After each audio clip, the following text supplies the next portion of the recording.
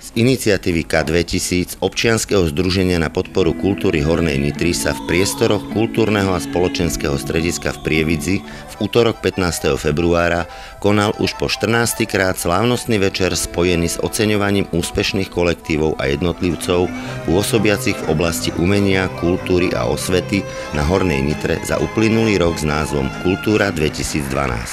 Pani riaditeľka, čo je podstatou podujatia Kultúra 2012? Myslím si, že jediný zmysel, jediná podstata je všimnúť si, oceniť, pozdvihnúť všetkých tých, ktorí v rámci regiónu tú kultúru vykonávajú, často v ťažkých podmienkach, v podmienkach amatérizmu v podstate popri svojej práci. A toto je taká jedna príležitosť, kedy si ich oceníme a zdvinieme ich na ten piedestál, ktorý im právom patrí. Podstatou tohto oceňovania je vlastne poďakovanie ľuďom, ktorí pracujú v oblasti kultúry. Možno to slovo pracujú je nie také výstižné, skôr tvoria. Je treba sa zastavovať pri takýchto ľuďoch, ktorí si vedia vychutnať určitú chvíľu a vedia jej dodať taký ľudský, ak nechcem rovno povedať umelecký rozmer. Že ešte v roku 2012 v čase internetu, sociálnych sietí a všetkých tých elektronických vymožeností, kedy je možné takmer kdekoľvek pasívne prijímať záplavu často akéhosi pseudoumenia, sa nájdu ľudia, ktorí sa rozhodli osobne venovať umeleckej tvorbe pre iných, znie priam neuveriteľne. Ešte neuveriteľnejšie však je, že existuje veľa ľudí, ktorí zadarmo, bez očakávania akéhokoľvek finančného profitu, venujú energiu a nezriedka všetok svoj voľný čas tvorbe kultúry a umenia.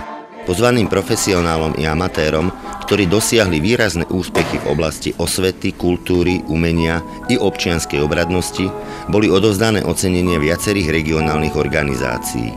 Má vôbec v tejto ekonomicky náročnej dobe význam takáto forma morálneho ocenenia? Podľa mňa určite áno, pretože jedna z pridaných hodnôt nášho kraja je kultúrne dedičstvo. Ľudia, ktorí kultúru majú radi, ktorí sa jej venujú aj na úkor svojho voľného času, častokrát aj rodiny a snažia sa urobiť nám ostatným radosť a myslím si, že takýmto ľuďom treba naozaj poďakovať. Určite treba oceniť ľudí, ktorí sa venujú kultúre. Sú to ľudia, ktorí vlastne pracujú v obciach, v mestách dobrovoľne, bez nároku na nejaký honorár. Myslím si, že napríklad dnes boli oceňované také telesá, ktoré majú nezastupiteľné miesto v kultúrnom živote nášho regiónu. Určite áno, kultúra zbližuje ľudí a miestna kultúra je veľmi dôležitá, či už pre život v samosprávach, v obciach a tí ľudia si to veľmi vážia a je to pre nich také motivujúce, aby ďalej teda pracovali a robia pre dobro ľudí, takže určite áno.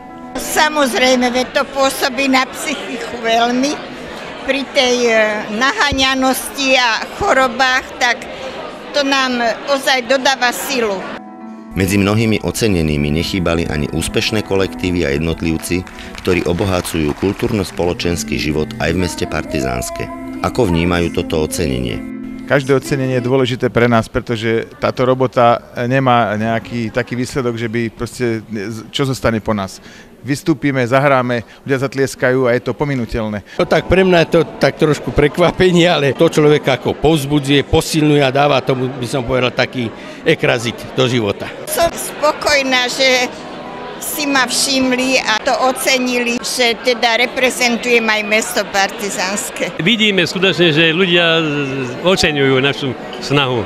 Za tých 15 rokov sme strašnú spustu hodín venovali jednak na tie nácviky a jednak aj na samotné vystúpenia. Divadelné združenie 6P je známe, by som povedal, v svojich kruhoch, už máte veľa cien. Je to pre nich sprhou takáto cena? Za chvíľu pôjdem domov za nimi a už vidím, aké výkriky.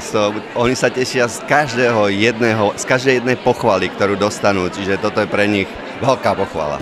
Sme presvedčení, že aj napriek všetkým úskaliam zostanú títo ľudia verní svojmu ušľachtilému poslaniu a navyše dokážu k nemu priviesť aj mnohých ďalších tvorcov.